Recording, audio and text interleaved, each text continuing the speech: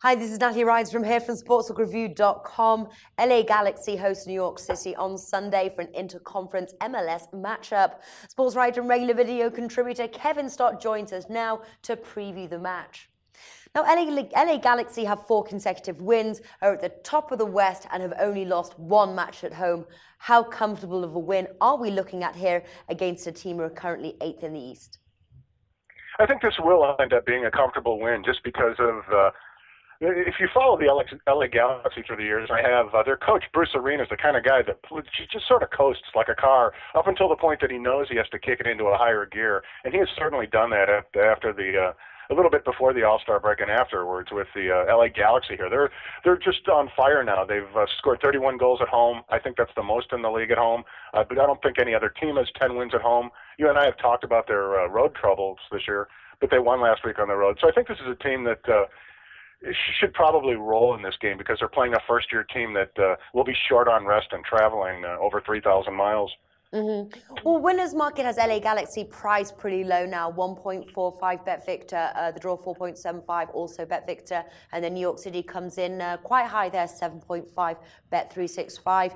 You do have an option though to play LA Galaxy half-time, full-time, so can they obviously, get a goal or 2 in the half-time and then maintain their lead to the full-time so that it's not winning both halves, 2.2 bet Victor.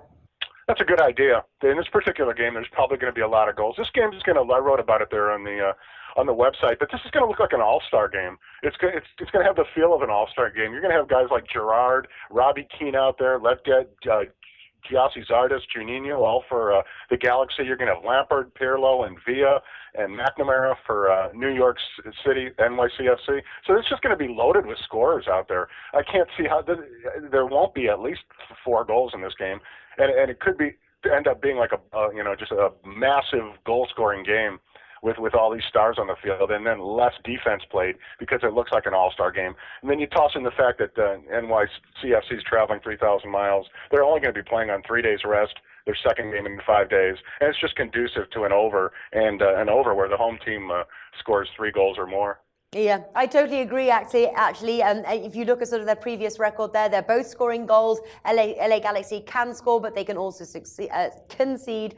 NYC can also find the back of the net. This is pointing to a high scorer for me as well, but the over 1.57 there. Would you maybe push it to the over 3.5 goals, or maybe combine, say, the over with the winner, or the over and both teams to score, something like that, just to increase the odds? The last 2, yeah, as opposed to going for the 4 goals. Yeah, I know I said it just off the cuff, and I have predicted a 3-1, and I firmly believe it. But when you bet that way, I mean, you're going to obviously get the plus, but sometimes it's that 4th goal and getting greedier, looking at the plus and not thinking about the reality. Like if LA is up 3-0, will they really care, about embarrassing this first-year club with Lampard and Pirlo? I think a lot of the second-string players on the Galaxy, that if they get time in there, they'll want to show off and want to, produce and show that they can score along with the old men. So that's just also conducive to goals being scored. But I do like what you said, the combination of the last 2 there, the Galaxy with the both teams to score. Yeah. Okay, that's a good bet. But also both teams to score, actually, just looking at these odds, 1.73. So on the low side, but I think that's bettable to me, 1.73, both teams to score. But you go and combine that with the LA Galaxy win, you're really boosting your odds there and the chance for a good profit. What's your tip that you've got for us today? That's a good philosophy that you have here. I think the best pick here would just be to take the 3 things that we said in tandem: the over 2.5 and pay the high juice. It might be 3 at some sports books. The LA Galaxy to just win minus 225. I know a lot of handicappers don't like to give out anything over $1.60. I could care less.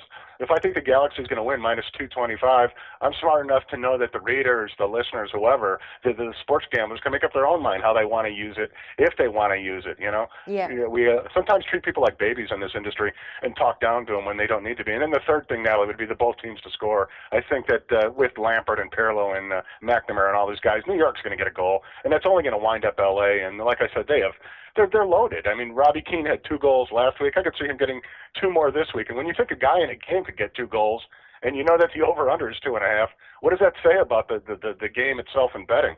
It means that you're going to take that team in the over, and that's what we've done here. But I think pushing it to over 3.5 might be pushing it. But like I said before, you could you bet a lesser amount. Go a $10, go a $20 bet on that if you think there's going to be a lot of goals, and I do.